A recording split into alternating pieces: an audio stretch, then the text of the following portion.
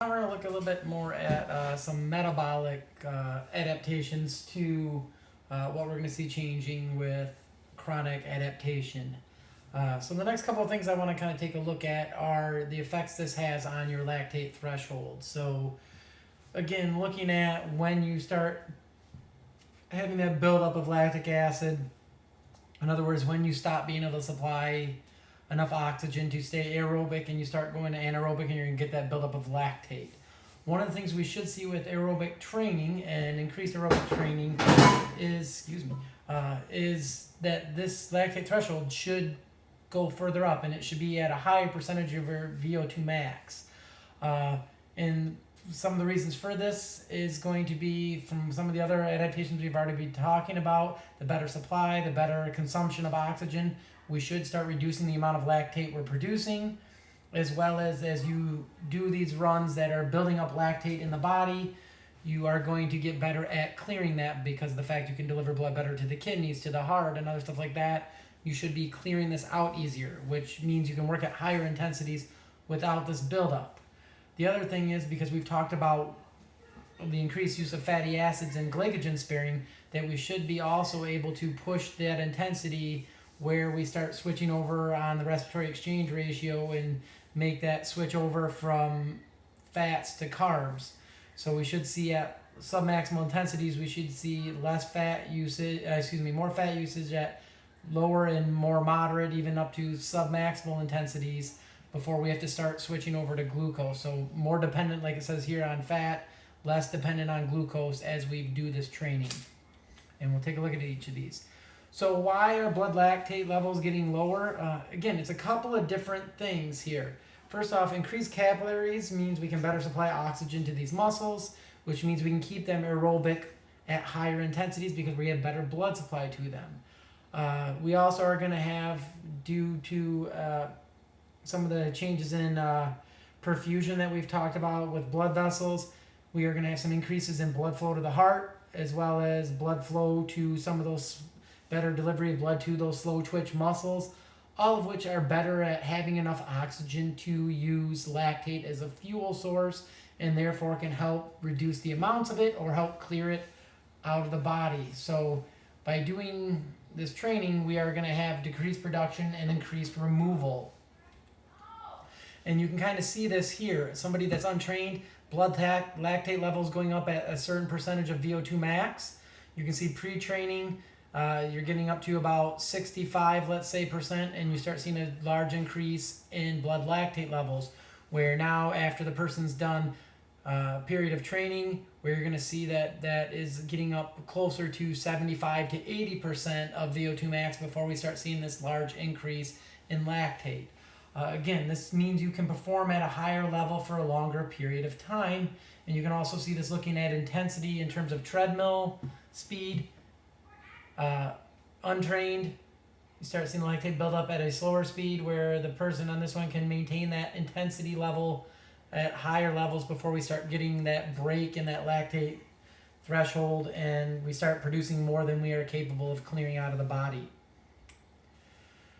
Again, part of this is also due to the fact that we make a more rapid transition, like I was saying before, from that rest period to that steady state. So breathing rate, heart rates, and all these things are going to jump up to that steady state a lot sooner, meaning we are going to be spending, honestly, doing a smaller oxygen debt getting up there. We're going to have, because of this, reduced reliance on glycogen stores. We'll see that there's going to be a few other adaptations that we're going to see as we go walk through some of these ones here. But again, first thing here, because of this more rapid rise to a steady state change, we are going to use less of the phosphocreatine system. We're going to produce less lactic acid. It decreases that O2 deficit, and also means we are working aerobically sooner, and it's going to be easier on the body and does not require us to go to these high-cost fuel sources. And again, lactate production during exercise, it's that pyruvate and the NADHs gives us that lactate.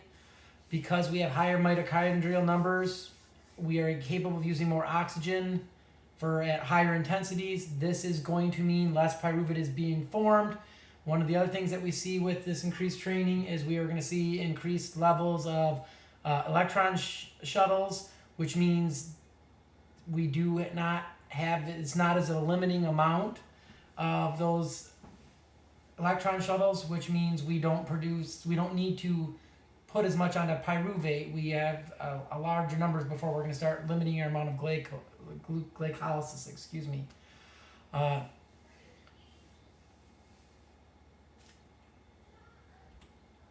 All right, so if we look at the last part of this here, we can see the mitochondria and biochemical adaptations.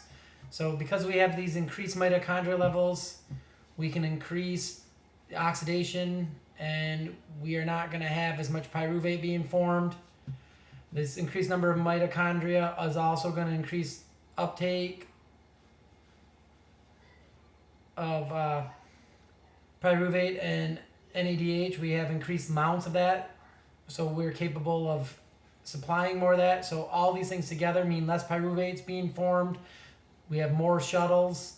All these things mean we do not produce as much lactic acid, and we can maintain that blood pH, and we're not going to have these big changes in breathing rates or intensity where you feel that can't catch your breath type of level. It's going to take longer to get there.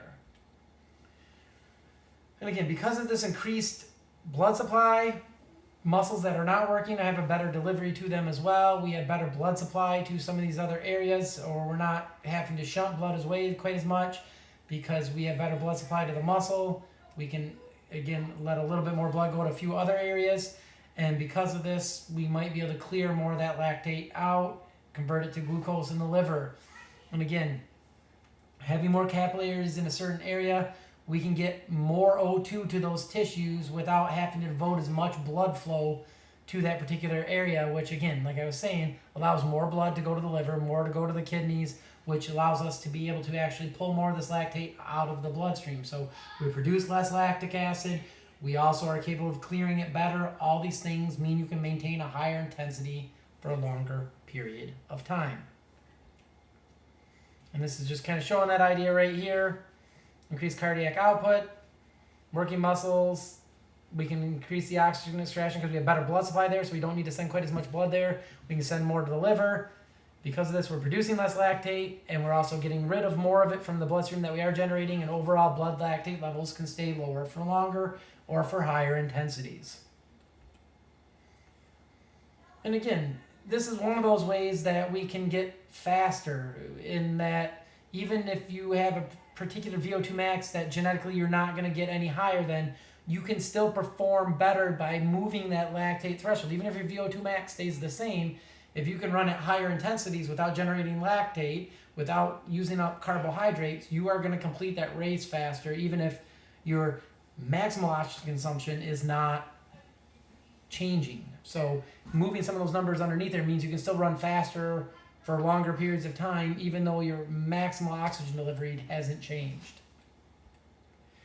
And this just shows some of these values of different things. So all the stuff that we've talked about here, this is a nice little summary looking at untrained versus trained and what we had in terms of changes in here. So one of the things we talked about was we are going to store glycogen at higher levels. You can see trained versus untrained, an increase of 41%.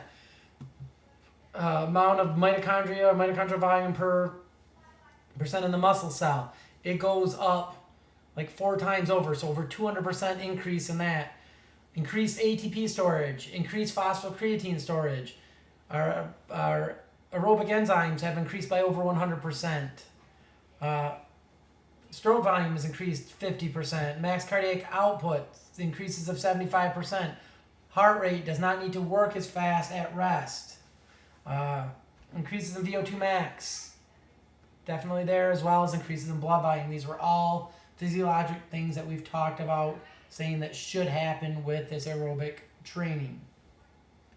The other thing you can see is looking at aerobically versus anaerobically trained.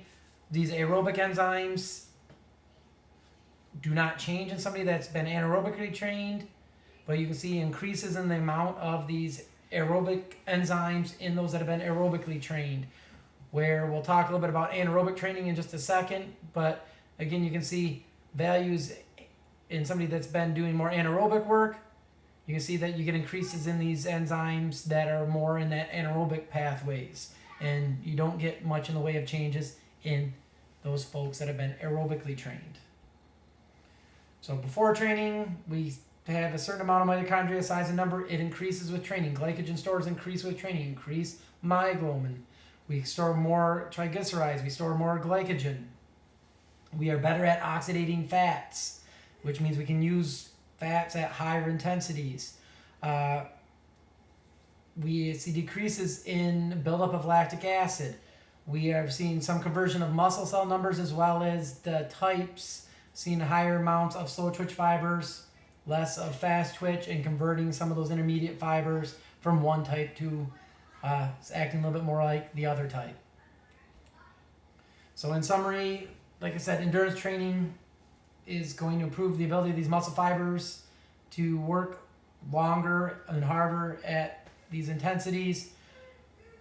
We get a shift in some of these fast to slow twitch from fiber types, increases in capillaries to these muscles. We're also going to get increases in mitochondrial number and size in these muscles that have been trained. And the combination of all this and the capillaries and the mitochondrial size means, again, better transport of fatty acids, better use of, better oxidation of.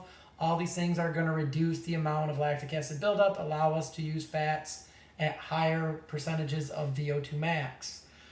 Again, increases these enzymes as well in the Krebs cycle and in the electron transport chain, again, are also going to help us with using less glycogen and maintaining glycogen and glucose stores and allow use of fats at higher levels of intensity. So again, on a lot of this, long-term improvement wise, with all these aerobic training processes we've talked about, really you're looking at about 12 to 18 months to get a really large increase in VO2 max. That's probably going to be about that sweet spot of training to get up to that if you're doing kind of optimal training. You're going to see increases after that, but it may not be in the VO2 max. And again, it's going to be diminishing returns. In all honesty, the quickest changes are going to happen. You're going to see the biggest improvements in those probably first 6 months and start seeing smaller and smaller levels of improvement as you go out. And even after you've maxed out your VO2 max, we can still see those changes in ability of dealing with lactate threshold and moving that number up to higher levels of intensity. And again, a lot of this is going to be dictated about how you're doing this, how high was your VO2 max prior to starting any training, as well as genetics. So the last thing I want to talk about in here, and we're not going to spend a lot of time on this because it's just stuff we can't see as much, but anaerobically, if you train anaerobically, we will see changes in the muscle as well. So if you're doing a lot more sprint training, there will be differences in what's going on there. And we'll take a look at each of these ones, but just to summarize here real quick, increases in muscular strength, you're building up the strength of these muscles. We're going to see enzymes increase for the phosphocreatine pathways and glycolytic pathways. You get better at neuromuscularly recruiting muscles. If you're doing sprints that are a little bit longer, you're going to see increases in oxidative capacity as well. And then finally, the muscle gets better at buffering these changes due to going anaerobic. So there is tests that we could look at this with. So the Wingate anaerobic test is how you measure anaerobic power. We're not going to get really into that. But again, power and capacity increase with training. We will see increases in some of the type 2 fibers, taking up a bigger portion of the cross-sectional area. Type 1 fibers, we'll also see some increases in those, but you'll see higher percents of type 2, lower percents of type 1. We're going to see a little bit with specific training, especially strength training, some changes in the phosphocreatine, enzymatic changes there, as well as in the glycolytic pathway. There will be enzymes that increase with anaerobic training. But honestly, the biggest changes in anaerobic training usually come from gains in strength of the muscle and not as much so from these enzymatic pathways. And I just said this, so did you know? The other thing is the muscles are going to get better if you're continually hitting with these anaerobic pathways and causing that acid buildup. They are going to get better at buffering. So anaerobic training will improve the muscle's buffering capacity. Again, not much crossover between aerobic training and this, but improved muscle the buffering of the muscles does let these athletes that are doing these sprint trainings work for a little bit longer periods before they are going to fatigue. And again, this is that same one again here, but now showing anaerobic enzymes, and you can kind of see some minor increases in anaerobic enzymes over somebody that's untrained and somebody that's been anaerobically trained, where you don't see the aerobic training here causing any increases in these values here. Everything is actually a little bit less. So just to summarize, anaerobic training is going to improve anaerobic performance, mainly from strength gains, a little bit in efficiency and buffering. Again, we get better at efficiency of movement, better recruitment of muscles. Lasting beyond 30 seconds, we will see some changes in aerobic capacity. But again, the biggest changes here are in strength, and then probably behind that, buffering capacity, so these folks can work at these aerobic intensities for a bit longer without reaching fatigue.